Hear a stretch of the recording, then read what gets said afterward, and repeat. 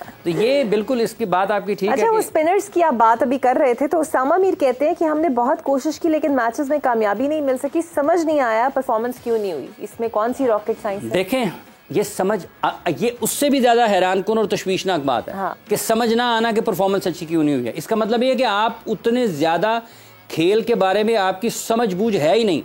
देखें, अगर आप खराब खेल का मुजाहरा करते हैं ना, तो आपको पता होता है कि हमारे साथ क्या हुआ है, क्या हमारी तैयारियां ठीक नहीं थी, हमारी अगर लाइन एंड लेंथ खराब है तो उसकी वजह क्या है, उस वजह के ऊपर सबसे पहले खिलाड़ी पहुंचता है। देखें, मैक्सवेल खेले ना, मैक्सवेल को पता था कि मैंने इनिंग्स को कैसे आगे लेकर जाना है। पैट कमिंस को पता था कि मेरा किरदार क्या है और मैंने इसको मैच को कैसे फिनिश करना है। उसने डॉट बॉल खेले, एक एंड रोके रखा और स्ट्राइक देते रहे मैक्सवेल को, और मैक्सवेल उसको बड़े शॉट्स के जरिए मैच को अपने हक में ले गए। अगर वो खराब खेलते हैं तो सबसे पहले उनको पता होता है, किसी भी खिलाड़ी को ऐसा नहीं है कि समझ नहीं आई। भाई, आप या तो आपकी तैयारी ठीक नहीं है, आप क्यों कह रहे हैं कि समझ क्यों नहीं? ये उनसे पूछ ले जिनको समझ आ रही है, जिनको समझ आ रही है, या किसी को भी नहीं आ रही, या किसी को भी नहीं आ रही। आप अपने कोचिंग स्टाफ से पूछें जी हमारे साथ क्या हो रहा है, तो बड़ी क्लैरिटी के साथ आना चाहिए। देखें इकरा साहबा, हार जीत खेल का हिस्सा है। देखें, टीमें हारती हैं, टीमों को फतह भी मिलती है, ठीक है, लेकिन जब आप अपनी गलतियों के ऊपर बात नहीं करते हैं ना, आप उसकी इस्लाह की तरफ बेहतर अंदाज में नहीं जाते हैं, तो आप हमेशा से ही इन किस्म के हालात का आपको सामना करना पड़ता रहेगा। आप कभी भी निकल नहीं पाएंगे मुश्किल सूरत हाल से। समझ क्यों नहीं आई आपको? भाई, आप प्रोफेशनल हैं, आपको पता होना चाहिए, आपको किसी लॉजिकल रीजनिंग के साथ आना चाहिए, आपको वो मंतक की बात करनी चाहिए मैच के बाद, खेल जब आप गुफ्तगू कर रहे हैं। आप ना तो आपको बिरयानी की बात करनी चाहिए, ना आपको प्रोटीन की बात करनी चाहिए, ना आपको दिल दिल पाकिस्तान की बात करनी चाहिए, ना आपको जर्सियों की बात करनी चाहिए, ना आपको डीजे की बात करनी चाहिए कि वहां पर नहीं लग रहे हैं। आपको कोई ऐसी दलील जिसका ताल्लुक खालिस्तन खेल के साथ हो, आपको वो बताना है। आपको समझ ही नहीं आ रही, ये क्या बात है, क्यों समझ नहीं आ रही? देखें, अगर किसी बंदे की फॉर्म नहीं लगी होती ना, तो वो ये बताता है कि मैं आउट ऑफ फॉर्म हूं। तो आप तो खेले ही नहीं हैं, आप तो खेले ही नहीं हैं, आपको तो अचानक आपको तो मौका मिला है और आप आते साथ ही आप ये कहें कि मेरी कारकर्दगी खराब है, मुझे समझ नहीं आ रही कि क्या हुआ है। आपकी तैयारी ठीक नहीं है, आप 50 ओवर्स की क्रिकेट के लिए तैयार नहीं है, आपने 50 ओवर्स की क्रिकेट कम खेली है, जिस वजह से आपको लाइन लेंथ का अंदाज़ा नहीं है, आपकी वेरिएशंस पर काम नहीं हुआ, आप उस पे हैं, आप दबाव में आ गए हैं। आप ये हो सकता है आप असाबी तौर पर उतने ज़्यादा, जहनी तौर पर उतने मजबूत नहीं है कि आप प्रेशर, टेक्निक्स आपको नहीं पता जिससे स्पिन बॉलिंग, जिससे स्पिन। देखें, आपके सामने गेंदबाजी हो रही है, ये कुलदीप यादव का भी, you are unable to read the pitch also. आप नहीं पढ़ पाए ना कि आपने किस जगह पे एडजस्ट करना है, आपने बॉलिंग कहाँ करनी है। तो ये सारी चीजें किसी एक प्रोफेशनल की सबसे पहली अपनी जिम्मेदारी है। ये कहना कि समझ नहीं आ रहा, ये तो फिर और भी ज्यादा तशवीशनाक बात है। कल हम रैंकिंग की बात कर रहे थे ना, तो मोहम्मद सिराज ने बड़ी अच्छी बात की। वो कहते हैं कि the number 1 rankings doesn't matter to me, मेरा एक गोल है कि इंडिया वर्ल्ड कप जीते। अब यहाँ पे क्या बात होती है? अब ये देखें, नंबर 1 है, उन्हें कुछ ना कहें। अब ये देखें, नंबर 1 है आईसीसी की रैंकिंग। मतलब सो थॉटफुल। ये दो लोगों के बयानात आपने पढ़े हैं। पहले आपने उसामा मीर का जिक्र किया है, उन्होंने क्या कहा, ये समझ नहीं आ रही। और दूसरे ने क्या बात की है, मोहम्मद सिराज, कि मुझे फर्क नहीं पड़ता कि मैं रैंकिंग में कम, मेरा मकसद क्या है कि इंडिया को वर्ल्ड कप जितवाना है।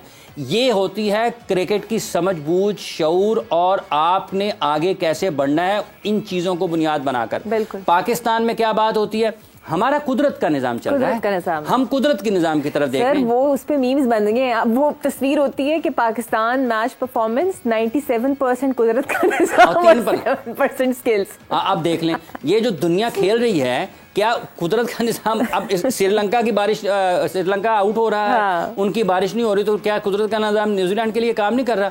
तो किसी भी मुनासिब गुफ्तगू के साथ आना चाहिए। प्रोफेशनल का यही, जो भी पेशावर कैरेक्टर हैं, जो प्रोफेशनल्स होते हैं, वो किसी प्रोफेशनल सोच के साथ आते हैं, वो किसी प्रोफेशनल आर्गुमेंट के साथ आते हैं, वो किसी प्रोफेशनल एक मैकेनिज्म के साथ, एक अप्रोच के साथ आते हैं। ये नहीं है कि समझ नहीं आ रही।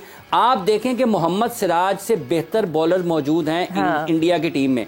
वो शामी भी हैं, वो जसप्रीत बुमराह भी हैं, लेकिन जो बात मोहम्मद सिराज कर रहे हैं, वो कह रहे हैं कि मेरा मकसद इंडिया के लिए वर्ल्ड कप जीतना है। यहाँ पर हम हर वक्त लोग भंगड़े डालते रहे, बाबर नंबर 1 है, शहीन नंबर 1 है, 2.5 साल से नंबर 1 है, 900 दिन हो गए हैं, नंबर 1 है। अब आपकी नंबर 1 की पोजीशन भी गई और आपको बातें भी सुनने को मिलेंगी और आपकी कारकर्दगी का लोग पोस्टमार्टम भी करेंगे। फिर आप कहेंगे जी आपको तकलीफ होगी कि हम पाकिस्तान के खिलाड़ी हैं, हमारे मुल्क में हमारी इज्जत नहीं होती है। हाँ। आपकी इज्जत, आपकी अहमियत, आपकी हैसियत आपकी कारकर्दगी की वजह से है। अच्छा, और बहुत सारे लोगों की एक्सपेक्टेशंस है कि Pakistan should be in the semifinal, like Sourav Ganguly said कि मैं चाहता हूं कि पाकिस्तान सेमीफाइनल में आए। वो इसलिए सौरव गांगुली देखे बीसीसीआई के प्रेसिडेंट भी रहे, अपने वक्त में वो इंडिया के बहुत अच्छे कप्तान माने गए इस लिहाज से क्योंकि टीम इंडिया में अगर किसी ने एक जीत का जज्बा बढ़ाया और उसको जारहाना सोच की तरफ लेकर के आए और इंडिया से बाहर भी जाकर अगर उन्होंने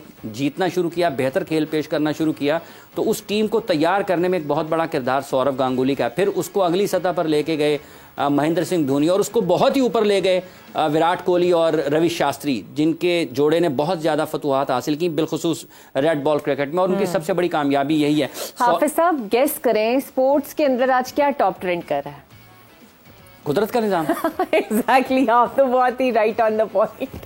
अब ये हैशटैग कुदरत का निजाम इज ट्रेंडिंग। देखें, अब ये देखें सौरव साहब जो कह रहे हैं, वो ये कह रहे हैं कि वो चाहते हैं पाकिस्तान और इंडिया सेमीफाइनल खेले। अब वो ये इसलिए चाहते हैं कि इंडिया पाकिस्तान का मैच हो सेमीफाइनल, ठीक है, क्योंकि उनको पता है कि इस वक्त इंडिया की टीम जिस तरह की क्रिकेट खेल रही है उसके जीतने के इम्कानात ज़्यादा हैं।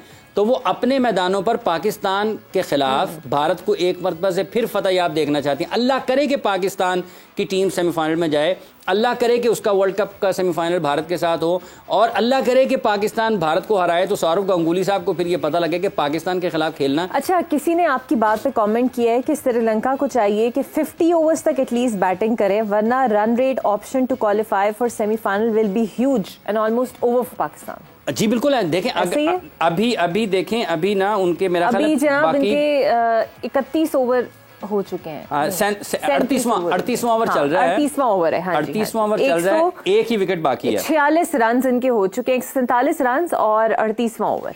एक अच्छे गेंद की जरूरत है, एक अच्छे गेंद की जरूरत है, और ये जितना जब भी आउट हो जाएंगे उसके बाद उनको जो स्कोर चेस करना है वो ज्यादा बेहतर अंदाज में कर लेंगे। तो ये जो आप इससे पहले हम बात कर रहे थे जो आपने सौरव का, तो सौरव ये चाहते हैं क्योंकि उनका ये भी ख्याल है कि शायद इंडिया की टीम जिस तरह से खेल रही है ये बहुत मुश्किल होगा कि वो अचानक से एक दिन बिल्कुल बहुत बुरा खेलें। ये चूंकि ऑस्ट्रेलिया को अगर हम देखते हैं, वेस्ट इंडीज़ को देखते हैं, जब उन्होंने ज़्यादा वर्ल्ड कप में कामयाबियां हासिल की तो वो बिल्कुल नाकाबिले शिकस्त ही जाते थे और जीत जाते थे। ये इस वक्त इंडिया की टीम बिल्कुल वही लग रही है। तो सौरव चाहते इसलिए हैं, एक तो उसका इंडिया को बहुत फ़ायदा होगा, इंडिया पाकिस्तान का अगर सेमीफाइनल होता है, इस वर्ल्ड कप को बहुत फ़ायदा होगा व्यूअरशिप के एतबार से, और दूसरी जितनी भी मार्केटिंग की चीज़ें हैं, बिजनेस की चीज़ें हैं, उनको बहुत फ़ायदा हो सकता है, क्रिकेट को भी बहुत फ़ायदा हो सकता है, और फिर इंडियन टीम को भी फ़ायदा हो सकता है, जो कि वो ये समझ रहे हैं ना कि वो सेमीफाइनल जीत जाएंगे। हाँ। तो एक तो उनकी क्रिकेट को बहुत फ़ायदा हो सकता है क्योंकि 2 मरतबा अगर वो एक ही टूर्नामेंट में अपने मुल्क में पाकिस्तान को हराते हैं तो जो उनके लोगों की इंगेजमेंट है ना अपनी टीम के साथ जी, और जो लगाव है या जो क्रिकेट का शौक है वो बहुत ज्यादा बढ़ेगा। क्रिकेट को फरोग मिल सकता है इस सूरत में कि अगर पाकिस्तान के खिलाफ वो सेमीफाइनल खेलते हैं और फतह याब भी होते हैं, लेकिन अगर वो हारते हैं ना तो इसका बिल्कुल मुख्तलिफ रद्द अमल भी आना है। तो बहरहाल उनकी ख्वाहिश है कि पाकिस्तान और इंडिया का सेमीफाइनल हो, लेकिन आपको याद होगा कि सौरव गांगुली ने ही वर्ल्ड कप के शुरू में या कुछ दिनों के बाद ये कहा था कि ये वाली पाकिस्तान से वो वाला उनको एहसास नहीं मिलता नज़र आता जो जब वो खेलते थे पाकिस्तान के खिलाफ। तो उस वक्त जो पाकिस्तान की क्रिकेट हुआ करती थी या जो उस वक्त खिलाड़ी हुआ करते थे वो वाली मुकाबले की और मुसाबकत की फिजा, कंपटीशन लेवल वो नज़र नहीं आता नहीं आ रहा obviously due to the performance.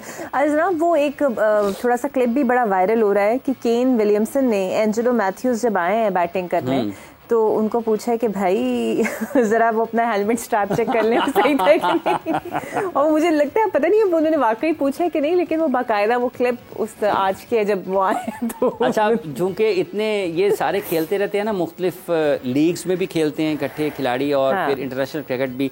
Angelo Mathews का शुमार भी श्रीलंका के टॉप क्रिकेटर्स में होता है। वो कोई मामूली क्रिकेटर नहीं है, उनकी बड़ी खिदमात हैं श्रीलंका के लिए और काफ़ी अरसे से इंटरनेशनल क्रिकेट खेल रहे हैं। उनकी रिस्पेक्ट ज़रूर है, इज़्ज़त ज़रूर है उनकी दुनिया क्रिकेट में। और केन विलियमसन का शुमार जिस मुल्क से है, जिस मुल्क से ताल्लुक़ उनका है, वो भी इस लिहाज से ज़रा तहम्मुल मिजाज हैं और दुनिया के टॉप क्रिकेटर्स में उनका शुमार होता है।